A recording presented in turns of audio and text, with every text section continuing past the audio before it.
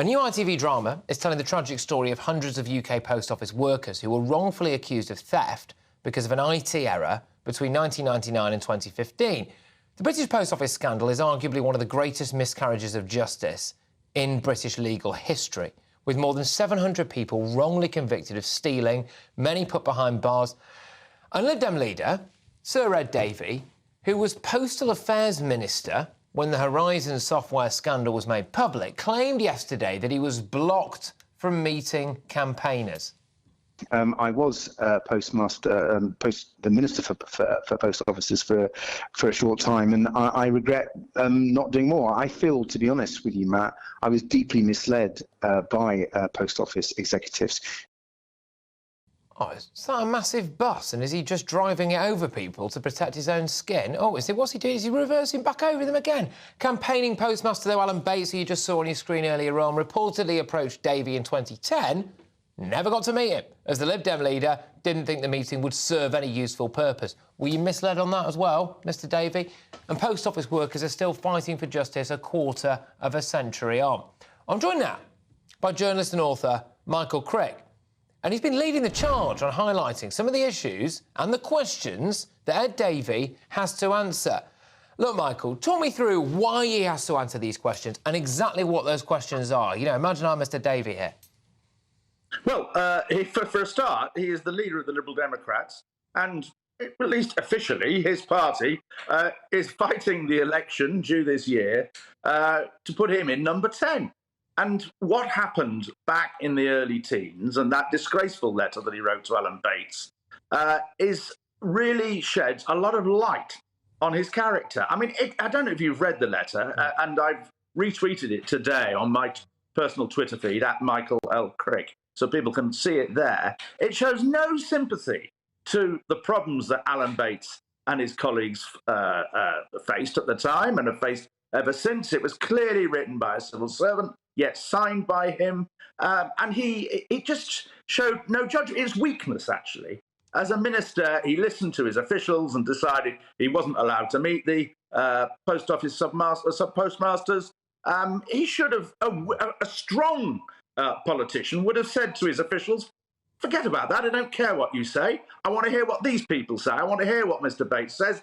Have him in. And if they'd said, no, we can't have him into the Department of Business, he could have met them at the House of Commons, he could have met them in all sorts of other places. So my message to fellow broadcasters, including yourself, Patrick, in the unlikely event that Ed Davey appears on your programme, is that during the election and in the run-up to it, is that all of them should ask him these questions. You know, why were you so weak at the time? Do you not have any regrets? What should you have done instead? But I don't want a witch hunt here. I mean, it's easy to sort of name lots of names and say they should all lose their jobs and all of that. I actually want to be more of here.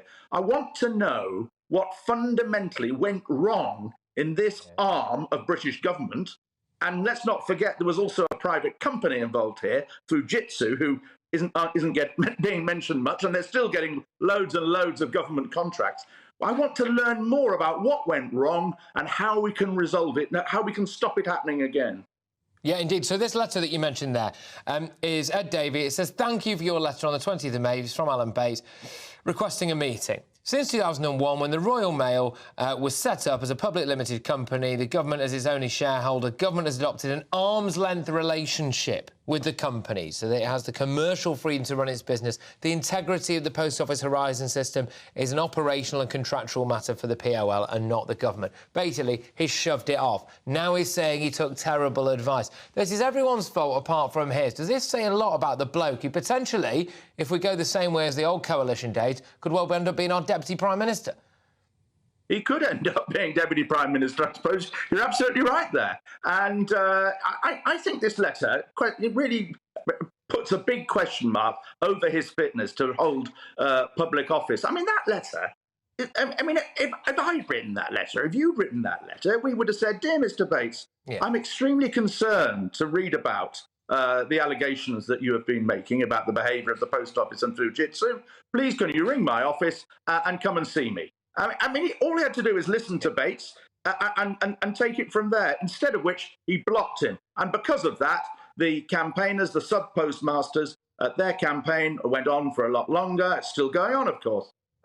thanks to Mr. Bates and all of his extraordinary colleagues. And what an amazing ITV drama it is. I mean, I've been watching one episode every night.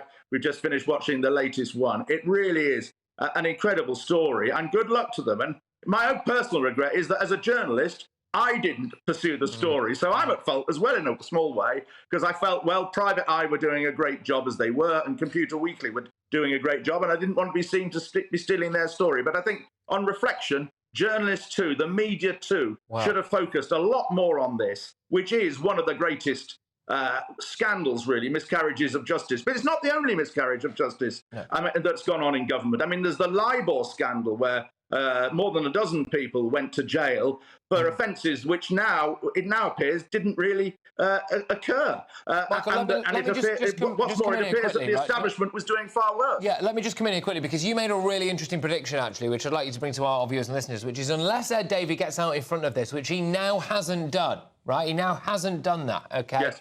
This is going to absolutely dog him throughout the election. Well, it will do if journalists pursue him in the way they should. During the general election, he will have to do a series of big big interviews with big television and radio presenters. And if they've got any guts about them, any backbone about them, should be asking Davey about this and pursuing him about this, but also learning more about what went wrong about this, because it really boils down to a question of character. And as you say, frankly, it hadn't even occurred to me. He could be Deputy Prime Minister a year from now. Absolutely. Now, look, Michael, thank you very much, as ever, and I look forward to talking to you about this again soon, because, I mean, you're not going to let this one go, and neither should anybody else. It's Michael Crick there. Journalist extraordinaire. Right, we reached out to Ed Davey for comment and received the following statement from the Liberal Democrat spokesperson. He was offered to come on the show tonight, by the way. Ed bitterly regrets that the Post Office were not honest with him at the time. His heart goes out to the families caught up in this miscarriage of justice. He will fully cooperate with the inquiry to get to the bottom of what went wrong. Yeah, all right.